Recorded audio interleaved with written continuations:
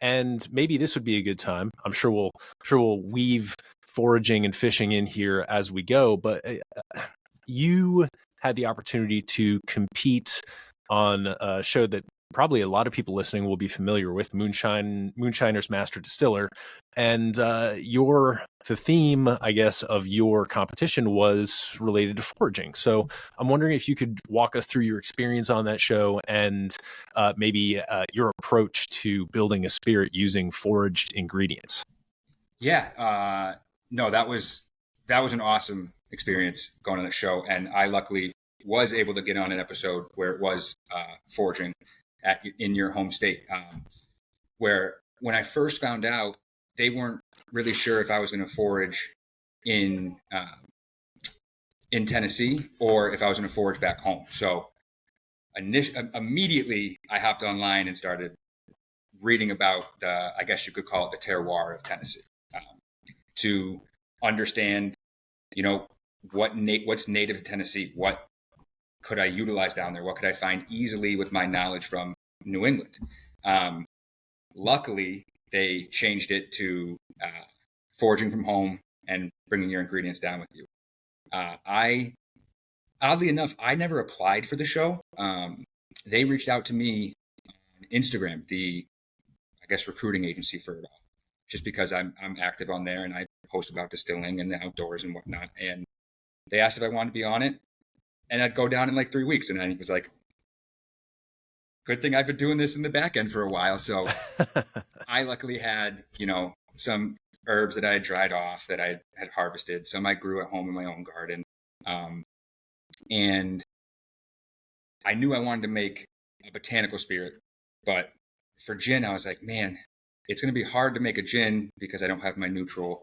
I don't have my base to easily get there. I don't know the fermentation conditions. So I'm starting to think like what's local to New England in a sense. And rum has a huge history in New England, Connecticut, Massachusetts, Rhode Island, the whole nine.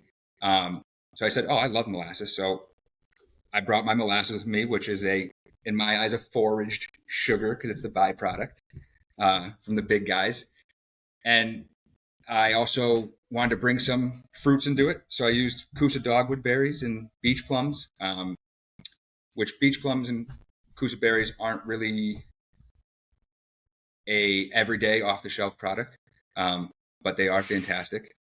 Kousa berries are extremely easy to get. They're outside most police departments in Connecticut, oddly enough.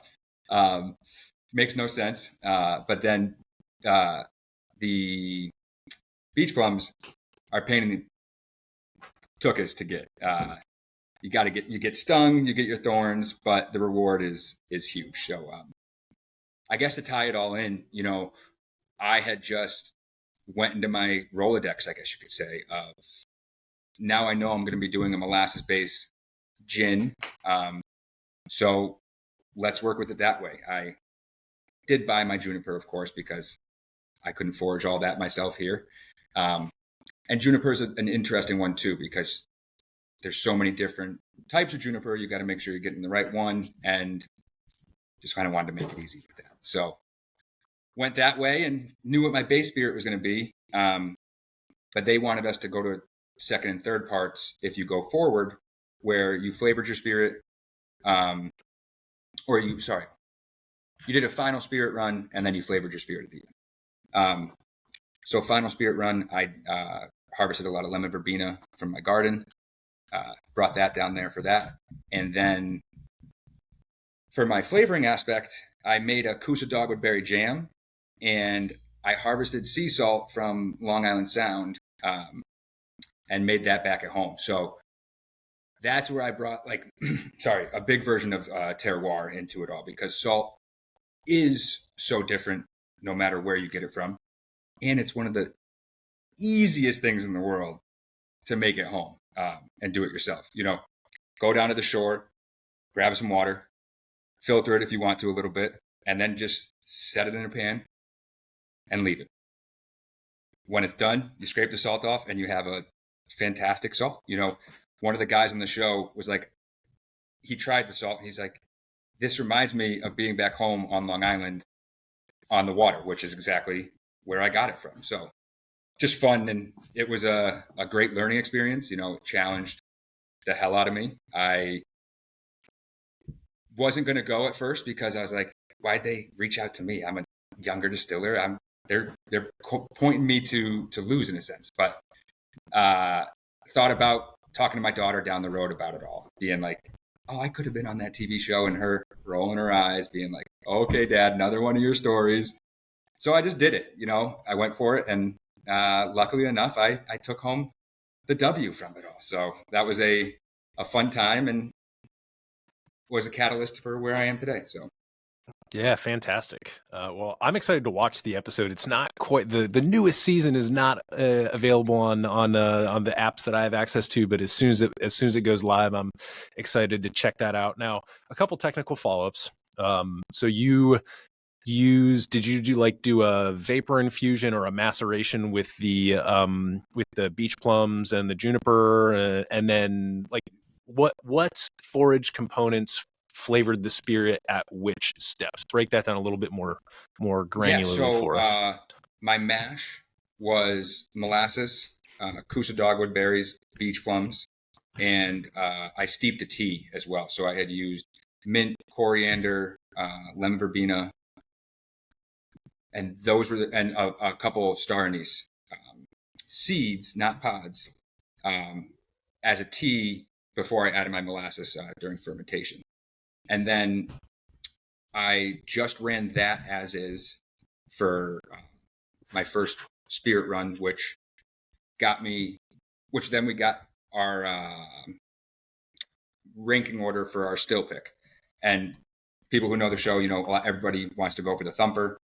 I don't like thumpers. I just haven't used them much. So I went for a super simple still with a vapor infusion gin basket, where on my spirit run, I loaded that with all those botanicals, the juniper, the coriander, the lemon verbena, mint, basil, lemon, lime, and orange.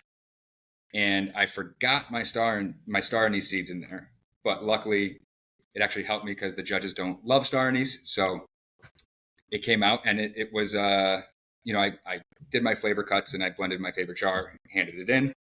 And then the flavoring side, which was, you know, getting ready to put in the bottle to sell, was where I added the Kousa berry jam and the sea salt.